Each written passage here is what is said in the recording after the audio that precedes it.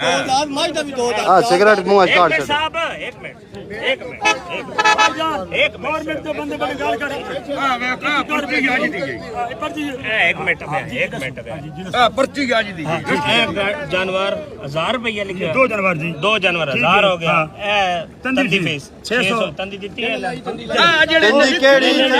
लगे जी साहब कोई दी कोई शान नहीं यार एक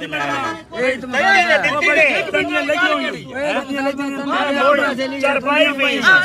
देखो जी तंदी फीस 600 चरपाइयां इन्ने जड़ियां गतियां होईयां उन्हां दी फीस 600 उन्हां दी फीस 200 गद्दे रख के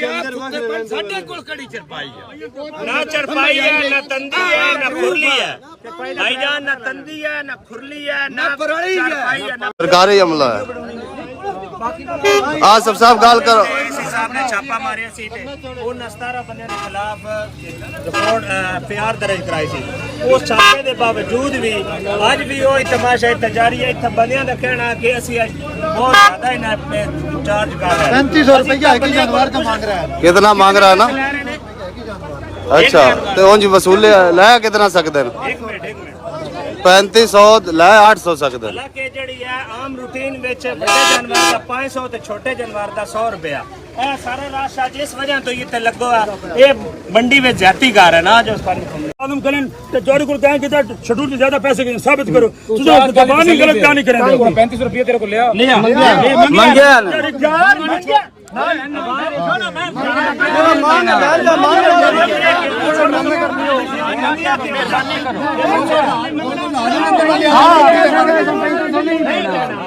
खत्म हो गया यार सबर करो ना नहीं देना यार एक मिनट यार तू ना दे लानत अच्छा केस शेड्यूल के यार एक मिनट मेरी गल सुन गल ये सारे हक नहीं बनता खून पीना रे गत्तू पुल गरीब बंदे दी तुसी खून पी छड़ी वाला जगदरा हड्डी देखो गरीब बंदे आ सी जनाब बंदे दी हिफाजत वास्ते ये ना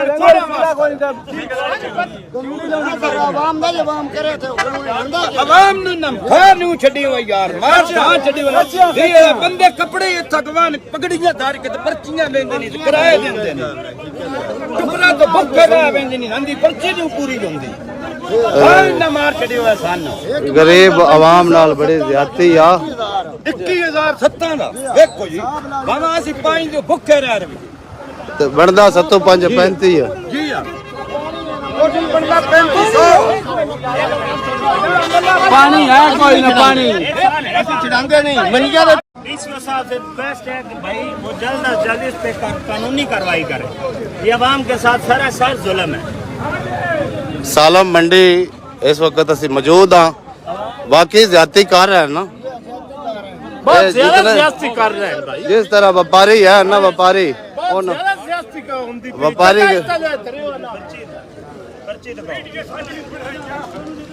पर्ची दूजी ले आओ पर्ची ले आओ ए पर्ची तो क्या लिखियो आ सब भाई जेडी 35 वाली पर्ची है ये 1200 वाली ते कट्टी ना तो 3500 वाली पर्ची किदा है जेडे 8 दा अंदर बा किन्ना दे कंप्रोमाइज हो गए अच्छा ਉਹਨਾਂ ਕੋਲ 800 500 ਹਜ਼ਾਰ ਲੈਂਦੇ ਨੇ अच्छा ਜਿਹੜੇ ਮਸਕੀਨ ਆਦਮੀ ਉਹਨਾਂ ਕੋਲ ਇੱਕ ਇੱਕ ਡੰਗਰਾਂ ਦੇ 7-7 ਵੀ ਵਸੂਲ ਕਰਦੇ ਨੇ 3500 ਇੰਨਾ ਕੋ ਮਾਰ ਛੜੀ ए ला कितने सकते हैं भाई जी ला कितने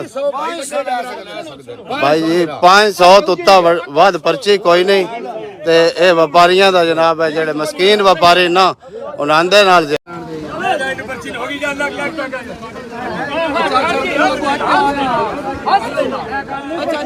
चाचा जफर साहब गल के दसो सारी बदमाशी कर रहे हैं बात तो क्या करिए एक माई नदी या बंदे डंगरा ते लावा ना 3500 दी एक ही मज्जी था तो वसूल कितना कर सकते इतने फलाना 200 मजदूर तुम्हारा सोच नहीं बदतमीज एक मिनट तू सब खोद दो मैंने हर पोताए जो पर्ची तो समझ कट कटिए कोई कटाइए कोई मैंने 2000 बंदे की पर्ची ना कटिए नहीं कटी नहीं आ दियो 1000 में ढोल वाले 56 करोड़ रुपया गवर्नमेंट का ठेका की तो है असा कोई